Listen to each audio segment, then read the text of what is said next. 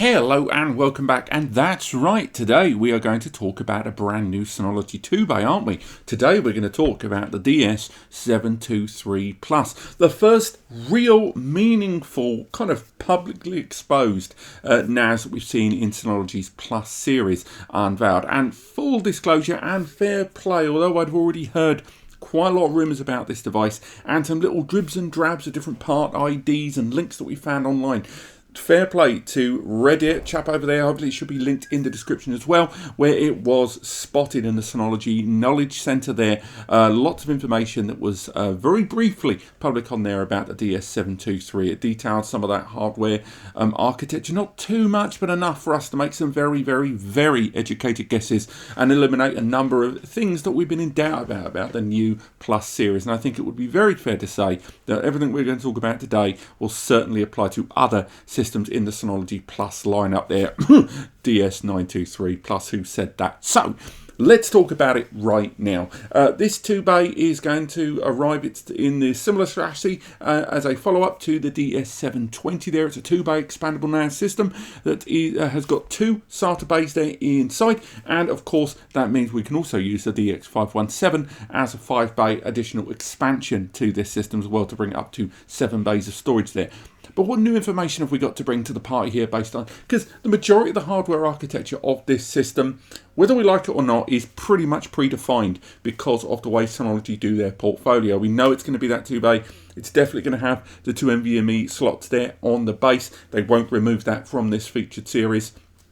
We also have to accept a very high likelihood this is going to be a 1 gigabit Ethernet system as well, something we're kind of about. But let's talk about the main thing that we learned from that Synology Resource Center there, a bit of information that slipped through the net, and that is the CPU. It is going to be arriving with the AMD embedded Ryzen R1600 processor there. That is a dual-core 2.6 gigahertz CPU that can be burst up to 3.1 gigahertz. It's a dual-core 4-thread processor there that doesn't have embedded graphics. And let's face it, that's the big takeaway here for a lot of users, because regardless of how you see Synology's platform, and it is a very diverse and well-equipped software platform with a huge range of applications that their systems can run, it has to be said that there is a contingent of users who look at the 2 and the 4-bay systems in the portfolio and use them for media, be it for Plex Media Server or just standard DLNA, UPnP, just streaming the media they own rather than going for streaming services. And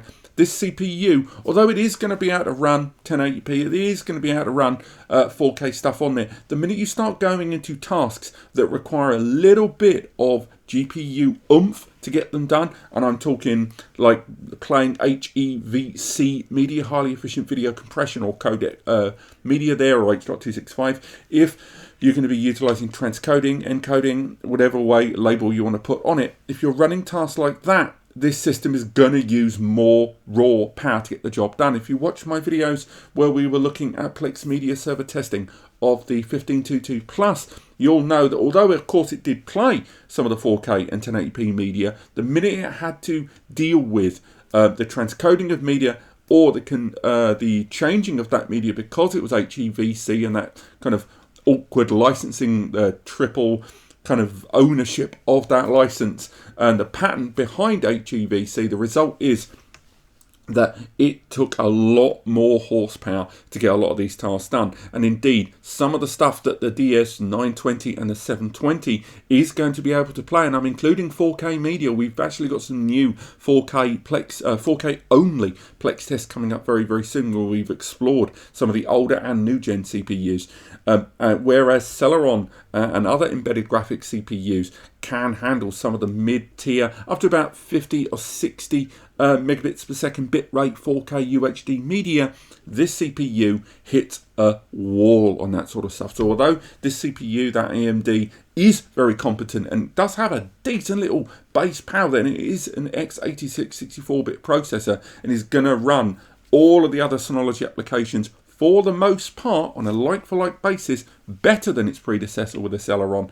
There's no denying that when it comes to more graphical enabled processes or anything where, even VMs, this CPU is going to be a little bit lacking compared to that of the Celeron in its predecessor. And I think a lot of users may sit out this generation from Synology because of this CPU choice. Synology have been making real moves recently to shift gear from their old generation Intel processors onto AMD. The first examples we saw were some of the 20 and 21 series boxes that arrived originally with Intel Atom processor there in the C35 and C25 series, make the jump over to embedded Ryzen V1500Bs. Then we saw this shift on the 5-bay Diskstation from a Celeron into this AMD R1600, and indeed a little bit of digging for the SAS-based units. We talked about this already on the channel.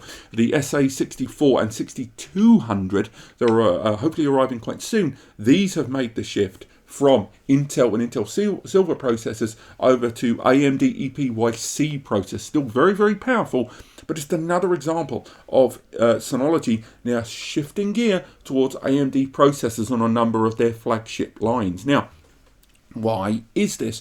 Well, there's several things that we could explore. I mean, first and foremost, as mentioned in the news videos that I try to do every week, but sometimes I can only do it once a fortnight, we did cover that Intel are now shutting down the Celeron and Pentium series, calling it Intel Family, or a lot of those processors. They're kind of phasing out those CPUs in favor of these newly branded kind of consumer grade processors, and this might be part of it, that Synology have seen the writing on the wall, and no doubt a lot of hardware vendors were told in advance that Celeron is going to be coming to an end, that they went, we better change shit. That could be a factor. Alternatively, we do also know, based on model information and bits and bobs that have came out of the toolkit and toolchain, that there is a DS223 Plus and DS423 Plus in the pipeline. We covered it in our Synology 2023 hardware video a few weeks ago.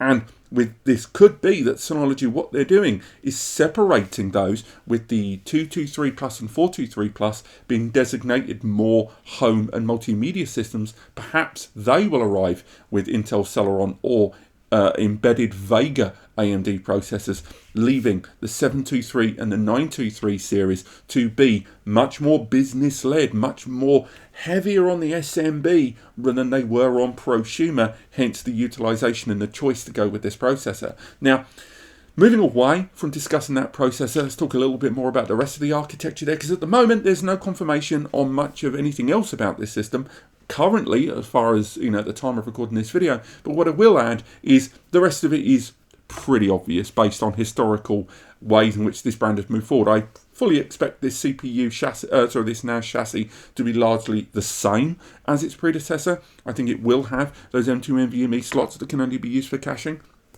I think it will arrive probably with 2 gig of DDR4 ECC memory, but hopefully more likely they'll opt for 4 gig on this system. I do think it will arrive with 1 gigabit Ethernet by default, much like the 1522 did, which is just out of shot there, unfortunately. Let's face it, it's going to be a lot easier if I actually have the thing on camera, isn't it? So straight away, what I'm saying is it's probably going to arrive with that option to upgrade and add 10 GBE there. Now, unlike previous generation Synologies that would have opted for standard PCIe upgrades there on cards like this one for a 10 gigabit Ethernet card, more than likely what we're going to see again is the adoption of that micro card, a PCIe Gen 3x2 card there. So again, plenty of bandwidth to play with, you know, a potential 2000 megabits per second PCI bandwidth for a single 10G card, and it is a micro adapter there. Just going inside own onboard heatsink. It's about 120, 130 nickel overall. So again, this is something I think we're going to see on the 923 as well, and no doubt information is going to drop on that relatively soon.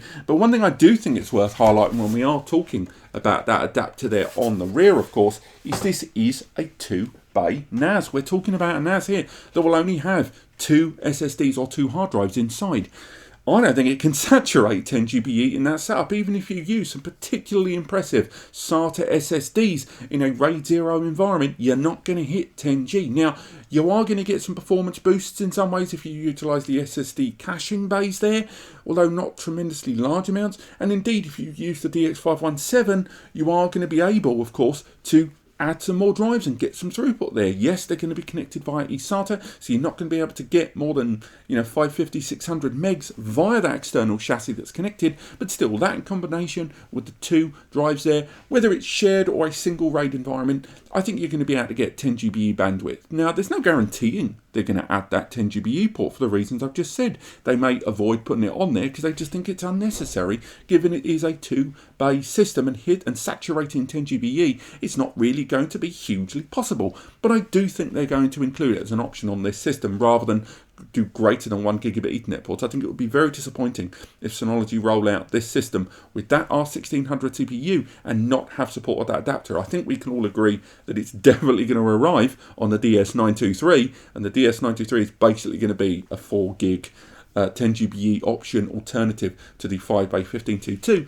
But still, this 2-bay being 10 GBE supported, that's going to be impressive, whether you have mixed feelings about that CPU or not. Again, you're going to have that expansion support, you're going to have the NVMe support, so saturating that larger connection is on the table. Now, other things we can talk about there with this system, of course, is hard drive compatibility.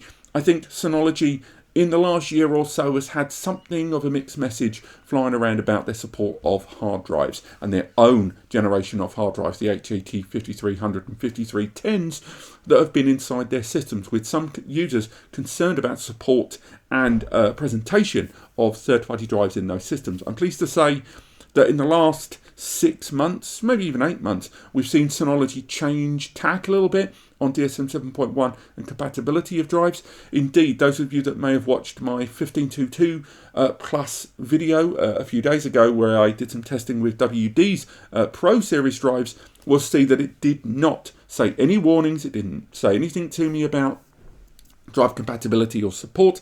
It didn't change any warning systems on the front of the box, and I think we can expect that on the DS723 there. It's going to allow utilization of third-party drives. The extent to which DSM will support that in the storage manager, or whether there'll be any advantages to utilizing third-party drives, we don't know, but utilizing first-party drives, but still, I think that's something we can expect. But I think the big takeaway of today's video is just that CPU, because although everything else we talked about could be argued as conjecture, though arguably quite well-informed conjecture based on history, that CPU is going to be the real proof in the pudding here. We want to see just what the R1600 is capable of in comparison to the Intel-powered predecessor. Now, we've already done performance testing comparisons here on the channel with the DS920 and the 1522 Plus. We've done it with Plex, we've done it with standard system services within DSM, and hardware comparisons of each of the individual components. So I think here on the channel we can say that the R1600 is a damn good CPU. It's just, again, when it comes to graphical processors, when it comes to multimedia, there are some areas where it will be lacking. It will be those areas where encoded, decoding, or conversion is necessary either by force of a license on the file format or simply the bandwidth and available connection to the hardware client device. But until we know more, this is pretty much it for the DS723 until an official announcement. We don't know anything about pricing.